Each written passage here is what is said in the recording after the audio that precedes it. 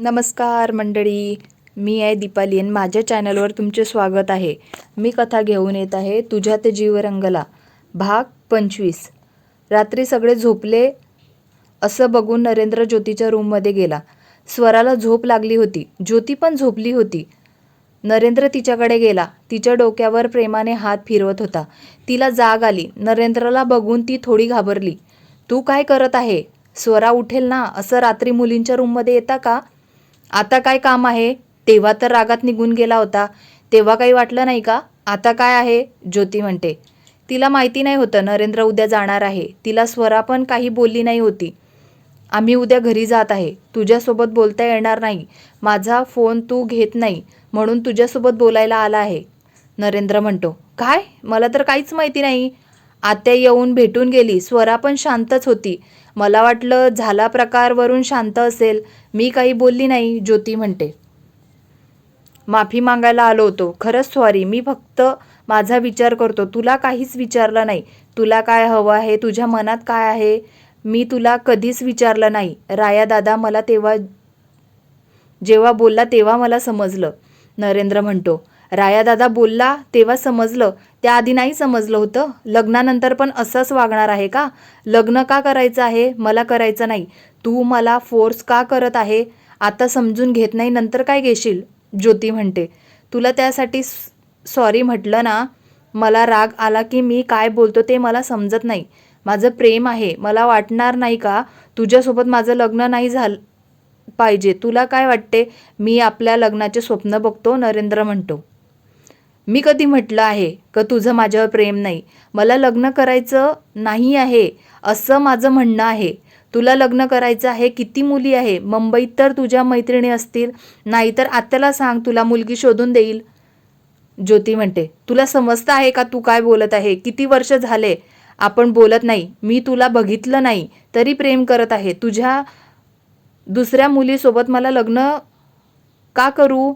तू मला असा राग आणते, मला राग येतो. आता मी तुझा कधीच लग्नाचं म्हणणार नाही. आता कधीच तुझ्या समोर पण येणार नाही. तुला तेच हवं असेल ना? कोणासोबत लग्न पण करणार नाही, नरेंद्र म्हणतो. मी माझ्या आई आणि बाबा म्हणतील त्याच मुलाशी लग्न करेल. रायादादा, अजितदादा म्हणेल त्याच मुलासोबत लग्न करेल. माझं शिक्षण पूर्ण झाल्यावर तोपर्यंत लग्न हा विषय मी काढणार नाही.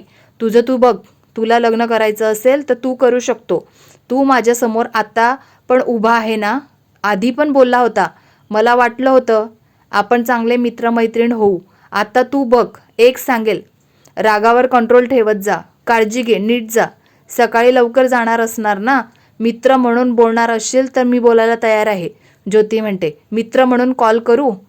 माझ्याकडून होईल का? नरेंद्रला काय बोलावं समजत नाही. तो त्याच्या रूममध्ये निघून जातो. ज्योती बराच वेळ विचार करत असते. कधीतरी तिचा डोळा लागतो. सकाळी लवकर उठून आवरून ते मुंबईला जायला निघतात. बाकीच्यांचं आवरून होतं. चहा आणि नाश्ता होतो. आबा, आता आपण काय करायचं? पोलीस स्टेशनला जायचं की त्या माणसाच्या घरी जायचं? अजित म्हणतो. पोलिसांकडे जाऊ. पोलिसांसोबत घेऊ, त्याच्या घरी जायचं. त्या माणसासोबत बोलून घेऊ, आबा म्हणतात. ज्योती आराम करत होती. विवेक कॉलेजला गेला होता. त्याला टियासोबत बोलायचं होतं. खूप दिवस झाले तिच्यासोबत बोलणं झालं नाही. लग्नात पण आली, ज्योतीसोबत बोलली. घरातले होते म्हणून बोलता आले नाही. लेक्चर पण ऑफ आहे, तिचे बघावे लागेल, विवेक विचार करत होता. त्याला समोर टिया येताना दिसली. टिया पण विवेकला बघत होती. ज्योती का आली नाही? तिला बरं नसेल का? टिया विचार करत होती. विवेकने टियाला स्माईल दिली. तिने पण दिली. टिया विवेक जवळ गेली. ज्योती का आली नाही? तिला काही झालंय का? टिया म्हणते. तिला बरं वाटत नाही आहे. काल आम्ही सगळे पिकनिक म्हणून शेतात गेलो होतो, असं म्हणत विवेक टियाला सगळं सांगतो. बापरे, कोणी केलं? तो गाडीवाला पकडला गेला का? पोलीस स्टेशन कंप्लेंट केली का? टिया विचारते. रायादादा ज्योतीजवळ होता. ती त्याला सोडत नाही होती. अजितदादाने चालू गाडीवरून माणसाला खेचून काढलं, पोलिसांकडे दिलं. तिला बरंच लागलं आहे, विवेक म्हणतो. तिला बघायला येऊन जाईल. कोणीतरी मागेच लागलं आहे. घरातल्या लोकांना त्रास देत आहे. आधी रायादादा, आता ज्योती, पुढे कोण असणार? तू सांभाळून राहा. तुला काही झालं तर? टिया इमोशनल होऊन म्हणते. वेडी आहे का? हे सगळं काम दादासाहेबाचं आहे. त्यांचा मुलगा जेलमध्ये आहे ना. आमच्या घरातल्या लोकांना त्रास द्यायचं त्याचंच काम आहे. त्यात तर मला मिनल वहिनीचे पण काही समजत नाही. तिचा पण काही भरोसा नाही, विवेक म्हणतो. दोघं बोलत बसले होते. कोण आहे हा माणूस? त्याला भेटायला पाहिजे. घरातल्या लोकांना त्रास नाही द्यायचा आहे, फक्त रायाला त्रास द्यायचा आहे. सगळे राया राया करत असतात. अजित पण जास्त शहाणा आहे. आता मला माझी खेडी खेळली पाहिजे. मला एवढंच लोकांमध्ये राहायचं नाही आहे. मिनल विचार करत आहे. आबा हे बघा, मी बोललो होतो ना, चला आपण बघू. राया तू सांभाळून राहा. आबा तुम्ही मध्ये येऊ नका. इन्स्पेक्टर तुम्ही बघता का? हवालदार घ्या, अजित म्हणतो. आबा, अजित, राया पोलीस स्टेशनमध्ये गेले. इन्स्पेक्टरला भेटले. त्यांचे बोलणे झालं. त्या माणसाला भेटले, का असं केलं ते पण सगळं विचारलं. मग ते त्याच्या घरी गेले. घरी पूर्ण बघितलं. एक रूम अशी होती, त्या रूमला दरवाजा दिसत नाही होता. मधून आवाज येत होता. पोलिसांनी सगळं बघितलं. त्या रूम दरवाजा नाही होता. घरच्या बाहेरून दरवाजा होता. कोणालाच लवकर दिसणार नाही असा. सर ते बघा, काहीतरी दिसत आहे. तो दरवाजा असेल. एक हवालदार ओरडत आला. इन्स्पेक्टर तिथं गेले. लोटून बघितलं. ते ओपन झालं. कोणी माणसं तिथं नाही होते. ते सगळे मस्त गप्पा मारत बसले होते. पोलिसांनी त्या बाईला सोडवलं. तिचा लहान मुलगा होता, त्याला पण सोडलं, बाहेर पाठवलं. कोणाचं लक्ष नाही होतं. अजित आणि राया आबा पोलीस स्टेशनमध्ये गेले. इन्स्पेक्टरने त्या माणसाला अटक केलं. त्यांना पोलीस स्टेशनमध्ये घेऊन आले. ते पोलीस स्टेशनमध्ये गेले. त्या माणसांना विचार पण ते काही बोलत नाही होते. मार खात होते. अजितला पण मारावंसं वाटत होतं, पण आबा होते म्हणून त्याला काही करता आले नाही. आबा आणि अजित, राया घरी जायला निघाले. दादासाहेब त्या बाईला सोडवून घेऊन गेले. त्या माणसांना पण घेऊन गेले. त्यांनी तुमचं नाव सांगितलं तर? तो माणूस म्हणतो. वकील बोलव. त्यांच्याकडून कागदपत्रक बनवून घे. अटक केलं तर मला सोडवायला कामा येईल. दादासाहेब म्हणतात. हो दादासाहेब, आत्ताच जातो. तो माणूस म्हणतो आणि निघून जातो. आबा सगळं चांगलं कसं काय होतं? काहीच माहिती नाही. त्याला सगळं कसं समजतं? अजित रायामध्ये फूट पाडायला लागेल. त्यांना दूर करावं लागेल. तेव्हा माझं काम होईल. दादासाहेब म्हणतात. तुला एक बोलू का? तू ज्योतीकडे बघत जाशील का? जास्त स्ट्रॉंग नाही आहे. लवकर घाबरून जाते. तू तिच्यासोबत असशील तर मला काळजी राहणार नाही. विवेक म्हणतो. हो मी तिच्यासोबत राहील. तू नको काळजी करू. मला वाटतं आबा आणि दोघं दादाने आत्तापर्यंत सगळा तपास लावला असेल. ते लोक अटक पण झाले असतील.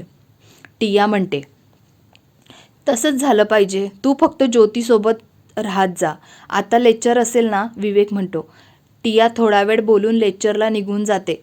विवेक घरी निघून जातो. त्याला सगळे लेक्चर ऑफ होते. आबा, अजित, राया पण घरी आले होते. खूप दमले होते. खूप धावपळ झाली होती. सगळं मनासारखं झालं होतं. आता बघू दादासाहेब पकडले जातात का? काय होतं पुढे त्यावर चर्चा चालू होती. तुम्ही दादा सोबत जायला हवं होतं. ज्योतीला लागलं आहे. ती खूप घाबरली आहे. तिला काहीच समजत नाही आहे. खूप शांत झाली आहे. ताई आणि दादा पण असे निघून गेले. जयश्री म्हणतात. दादा असला की कसली काळजी करावी लागत नाही. राया आणि अजित दादासोबत आहे. अजित आणि राया असली की कसली चिंता करावी लागत नाही. विकास म्हणतात. हो ते आहे. दोघांनी खरंच खूप मदत होते. जयश्री म्हणतात. दोघं बोलत होते. मामू कुठं गेले होते? मला खूप बोर होतं. मोम पण खूप शांत झाली आहे. स्वरामाऊ पण निघून गेली. विवेक मामा पण कॉलेजला गेला होता. नवी मामी बोलत नाही. ज्योती माऊ पण दिवसभर झोपली आहे. श्रेयस म्हणतो.